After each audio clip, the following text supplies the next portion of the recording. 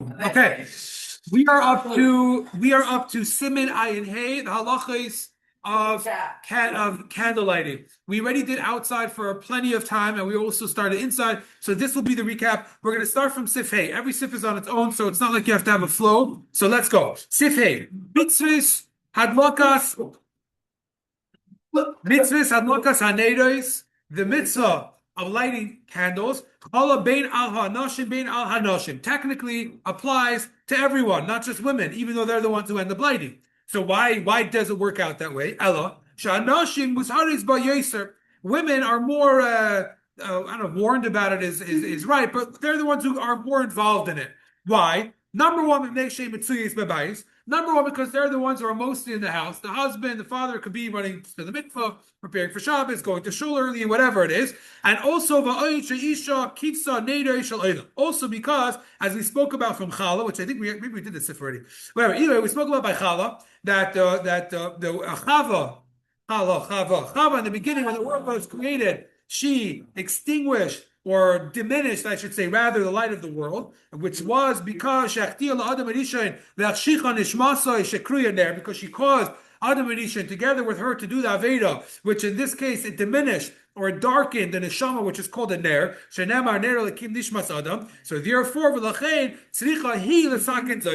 so who should be the one that's the best one to fix it? It should be her. And how does she do this? So we spoke about by Chala was one example. And here, Badlokas Aneda is the Kveda Shabbos here too, by lighting the Shabbos candles for Shabbos. Therefore, if the woman is home, he could demes the mitzvah. She would be the first one that should have priority of doing this mitzvah. But because they both have an equal mitzvah,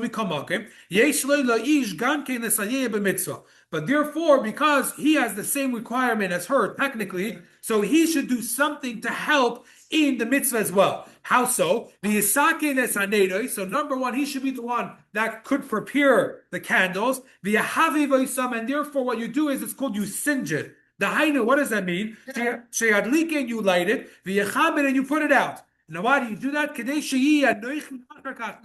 that later on, it should be easier to light. Okay. Now, let's take a look. Let's take a look at the bottom of Gimel. Okay, because over here, what he's saying is like this. The Kitzer, it says that the husband's help should be that he should light it and put it out. And this way, when she comes later to light it, she just has to put a candle there for a second, and it lights right away. Now, if you look in the bottom, you'll see this is from the Rebbe. This is from the Rebbe in Rishima, which means the Rebbe wrote a note, and he says it was benegir to the minhagim of Chabad, I guess, in this particular thing, and he says like this: in the Beis Harav, it was not the minig for the husband to light and put out the candle before Shabbos. Okay, so they wouldn't do that. And so what would they do? Minig Yisrael, the way that everyone else did it, Taka was Shabal Mishtate Bezeh. The husband would help in this way. I'll call upon a boyfriend simly, or maybe at least in a symbolic way, and they would do that al yidei siyua b'achanis lazeh in the ways of preparing in this way. You could go without doing that. So what would they do instead? So because the minig is that the husband has to help in some way, so at least in a symbolic way, but the minig was not that they would put and light and then put out the candle. So instead, they would do going by goshas gafrudim. They would bring the matches or maybe set up the candles. So again, the husband should be involved. But what should he do is a matter of debate. Some people say he should light it and extinguish it, and I've seen that being done in homes of Chabad. But at the same time, the Rebbe writes that it wasn't done necessarily in the Rebbe's homes. So I've also seen it in homes of Chabad where they don't do it. So I won't tell anyone what to do. I'll just say that the Rebbe does mention in Rishimis that Lav Dafka was this the mini Chabad to light it and put it out. But some people do. So there's no reason to say yes or no. It could be either way. Because this was Beis Harav did it. So is it a Hayrah for everyone? I don't know. Okay. So again, the Rebbe didn't say... No, that's not the point. But the Rebbe didn't say the minig is to do it or not in Chabad. The Rebbe said in the Beis Harav they didn't do it. Okay, so I'm just saying this is what's written. So everyone can make their own choices. I won't say what to do. A lot of times kids will say in the class that their father does do it. Some would say their fathers don't do it. So I'm not going to get either way works. So it doesn't really matter. But because that is what comes out from there. Now the gam, another option you also have over here, and this comes from the Alter Rebbe, where he says Yadlik bishara chadorim she'eno isha madlek hasham. Another thing also. A little quieter. So another thing also is that you should light in all the rest of the rooms that the woman does not light in. In other words, as we spoke about outside, that there's officially you have to, nowadays this might not apply because nowadays we have lights. But in those days that they didn't have lights, there was the main candles they would light, and then they would also light all around the house because of Shalom Bayis. Nowadays you have electricity, so we don't have that. But in those days, the husband could light the rest of them that you don't make a bracha on. And the wife would light the main ones and make a bracha on those. Now, the Isha Yeledes, what about a woman who just gave birth to a baby? So as we said, it's not our minig, but some people have a minig that b'Shabbos and Ishena Yad Kabal v'Yivarech that she should light that the husband should light the first one and make a bracha that first week. But after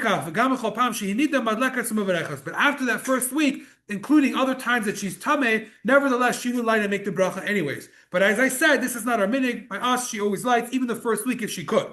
So take a look in Siv Dalet on the bottom, where it says, Menagenu, what's not our minig? Shayiledes, a lady who just gave birth, even the first week, ba'atzma mevarecha, she makes a bracha herself. Now, sometimes she's not up to it. If she's in the hospital, she can't do it. We're not talking about that. We're talking about where she's home. So therefore, if she's also very weak, let's say she just got home and she doesn't have the koyach to get up and go to the room and light where everyone else is lighting by the dining room. So then, you could bring the candles to her bed. You should so she can make a bracha. As we spoke about, like the Frierdiker Rebbe did that by Hanukkah as well. So the only thing is, you have to put it down on somewhere. It should be on a table or something. She could light it, and then after that, Menachem, you have to wash your hands. Yeah. Mental. So you basically you put it on something, and then after you put it on something, so then you can move it later after she lights it and makes the bracha. But ideally, if you could, she should be the one to light it. That's our minute. Yeah, you had a question? Comment? The baby is born, you add a candle. Do you wait till after 30 days so it's not a nipple anymore? No, you start lighting right away. It's a good question. I would say every neshama that comes, first of all, brings more earth to the world. We know that there's says in Kabbalah that every child that's born, yes, Mashiach's only going to come when all the neshamas are taken out from the Eitzer. So every neshama that's born serves a purpose, even if it's for less than 30 days. Sometimes people say even if it's a stillborn, or even if it was it wasn't born at all. Nevertheless, there's still a neshama that's attached to it. So I would say every baby for sure that's born, you would add a light. Also nowadays, most baby, I mean, I think you have a hazaka pretty much. I mean, according to you, you shouldn't be machal Shabbos to do bris either till after. Okay, you have a pasuk that says you should. You start right away. You don't wait. Okay. Yeah. And if the baby has some away, you take away candles. It doesn't seem so. They added light to the world. It seems like it stays. What? Is there even that you children have?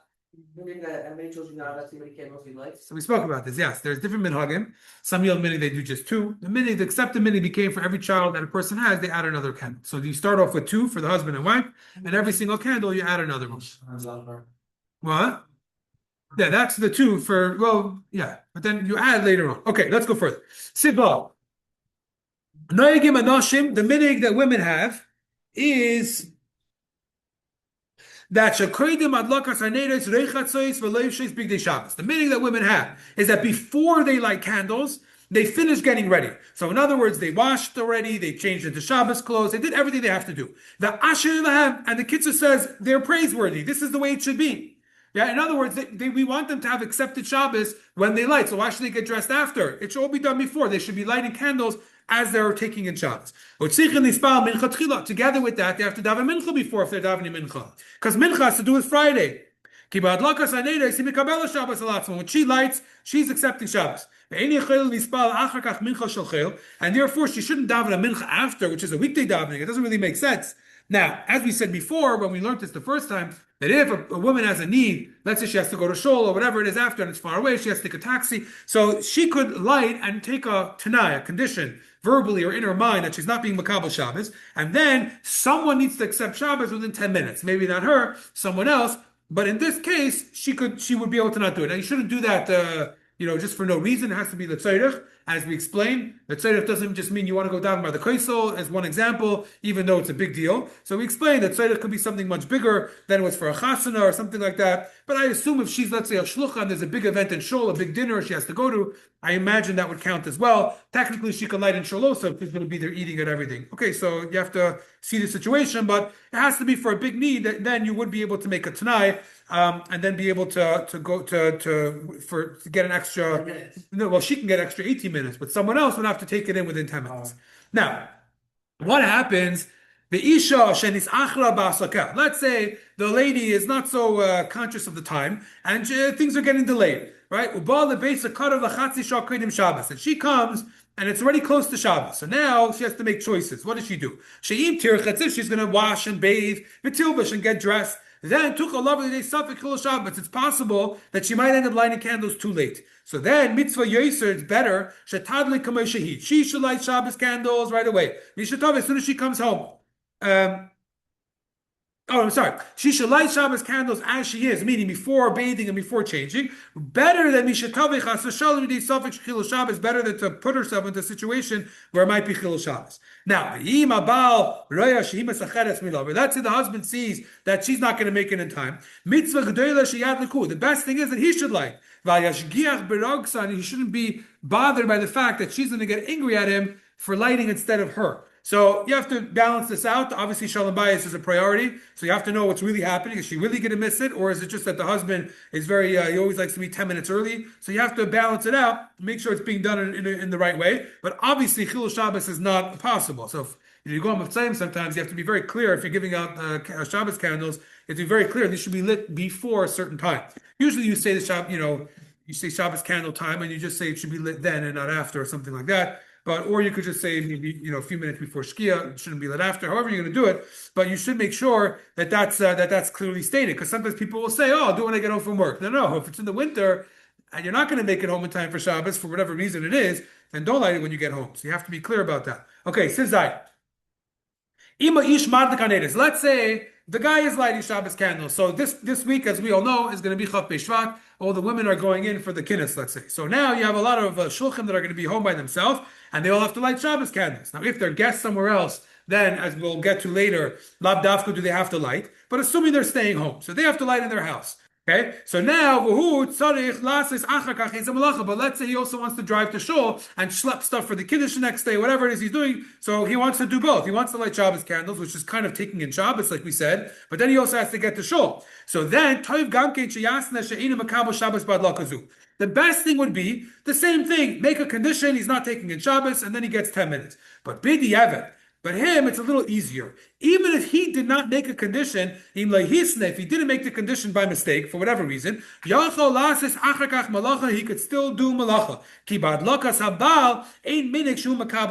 Because over here, the fact that he lit, really, for a husband, for a guy, is not Kabbalah Shabbos. For a guy, Kabbalah Shabbos is really davening. When we said, when you get the Baruch Hu, according to Alter Rebbe, that's really Kabbalah Shabbos. Even though he lit, in his mind, he never had a mind to be Makabel Shabbos with it. So therefore, if he forgot to make the Tanai, it would still be good. Now, best thing is to make the Tanai, exactly like his wife. But if he didn't, it would be okay. But what's the condition? Like we said before, and here it continues from the Alter Rebbe, Shabbos the altar. He still needs to accept Shabbos quickly. How quick is quickly? V'hainu, and this is a quote from the Alter Rebbe, Pachos harbe minavia shah, a lot less than a quarter of an hour. How long is a quarter of an hour? 15 minutes, right? So a lot less would mean not like a minute or two. The accepted understanding is at least 5 minutes, so it would be 10 minutes. So within 10 minutes of lighting candles, even though he did make a Tanai or he didn't make a Tanai, whatever it is, 10 minutes later, he or someone has to take it. And now he's just adding the same thing for the lady. That Shehisna, she made a Kabbalah, like we said, a Tanai, that she doesn't want to be Makabel Shabbos, she has to go to shul, whatever it is. So therefore, Shalei the Kabbalah Shabbos based on lakasa. Still, her also tzara Shabbat Kabbalah of Shabbos the altar la'achra lakasa. He who would be accepting in Shabbos has to take it in within 10 minutes of when she lit, and then she could get as long as she needs. Okay, sifchas. Yeah, so far so good. This is stuff we did, so it should be familiar with us. Now, sifchas. Where is the main place to light candles? As we spoke about when we learned it, the main place is where you eat. Because there you're going to have Shehei Nicker Shamadlik in the Kavod Shabbos. That's the main place where it's going to be Nicker that it's for Kavod Shabbos. Now Shalom Bayis, we said, is everywhere in your house because you could bang your toe anywhere. But Kavod Shabbos is dafke by the Seudah. That's where you have the candles you make the bracha. That's where anytime you want to honor guests, you have more candles by the table. Anytime you want to light up the house, it's always going to be more light in the dining room. That's the ikar room. So the main place of Shabbos candles is there. And therefore, you shouldn't light it somewhere else where you don't need the light and make a bracha and then bring it later somewhere else. You can't really do that. It has to be that you're lighting at the Kavod Shabbos by the Suda. That's where you make the bracha. If you're lighting it in the hallway somewhere where there's already a light and then you bring it to the dining room later, you can't do that. Now, let's say it's a situation where it's not a regular situation. So, for example, let's say she's sick. Like we said before, if she had just given birth, would be a good example, according to us. So then, so then she's allowed to light even though she's in bed. And then, after she lights and makes the bracha, then you can pick them up from wherever they're on. And you can move them, meaning obviously before Shabbos for the husband, and he can move it to a table where it's supposed to be, because in the same house though. Because technically the whole house is the space of the candles. So even though it's not ideal to light it somewhere else, but if she did, that's okay, and then you bring it over. Let's say it's Yom Tov, it's Sukkos. Unlike in the Gemara we learned today where it was a random Shabbos and they were in the Sukkah. Here it's actually Sukkos. So in other words, they're going to be eating in the Sukkah. So they want to light in the Sukkah, and then they want to carry it after she lights it, because that's where she's eating. She wants to carry it to the house. So that's not really good. In other words, wherever you light it, technically it should be there for the whole time. Now, if it's possible. Let's say you have a candle that was lit from Erev Shabbos, and as we explained, this would mean, according to Alter Rebbe, before Plaga Mincha, you have to first extinguish it, and then v'lachzor uladlikar the Kavod Shabbos, and then you go and you light it again the Kavod Shabbos. Otherwise, no one knows you did it the Kavod Shabbos. It looks like you just did it for whatever reason, and the reason is kadeshi nikar shemadlik the Kavod Shabbos. It has to be obvious that you're doing it the Kavod Shabbos. Okay, siftas. As we said before, there's different reasons why you light. One of them is Kavod Shabbos. The main one is by the Suda. One of them is also Einik Shabbos, which would basically be by the Suda as well. That when you see what you're eating, it's a lot better. But then there's another thing, as we said before, which is basically Shalom Bayis. And that means your whole house should be lit. It should be that you shouldn't stub your toe on your way to the bathroom, anywhere. So then, here comes the test which says that not only by the dining room do you have to light, but also any room you're going to use should have lit. It should be lit. Why? Now, let's say he's home. Okay, so that would be for that. Now, nowadays you don't make a bracha on it. Even then you didn't necessarily. You just have, let's say we have lights in the hallway, the bathroom, that could count.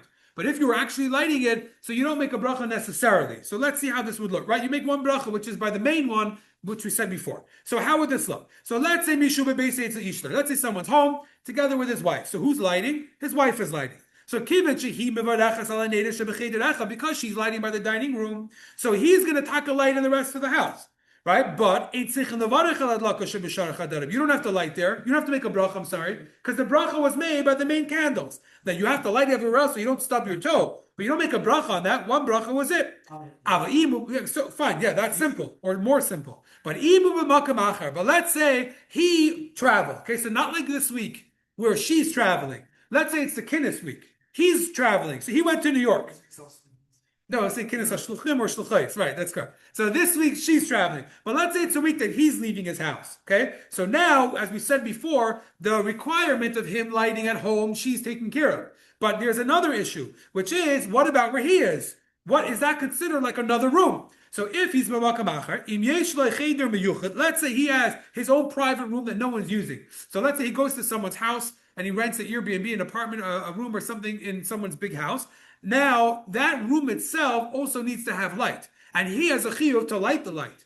And no one's making a bracha for him, because he's not home where his wife's being yotze to him. So then he has to make a bracha on his own candle when he lights. Now, the imam rabim, let's say there's a lot of people staying together with him. So let's say a bunch of shluchim, siblings, whatever they are, they all say, let's go rent an Airbnb together. So then, again, no problem. They still have to light. But they can all join together. They don't all have to light separately, technically. You could like for example, similar to what you guys do here, as we'll see soon, one person could do it and have everyone in mind. But they have to be mishtat, that means they have to partner. They have to join together. So either they contribute towards the cost of the candle, or whoever lights it says, I'm being Yetzer. Everyone, here we have a better idea because it's the yeshiva itself that's paying for it, which joins everyone together, so it's better. But either way, one person will make a bracha and be mechuven and be yotze. Everyone else, and they also will have a mind to be yotze from him. So everyone's happy.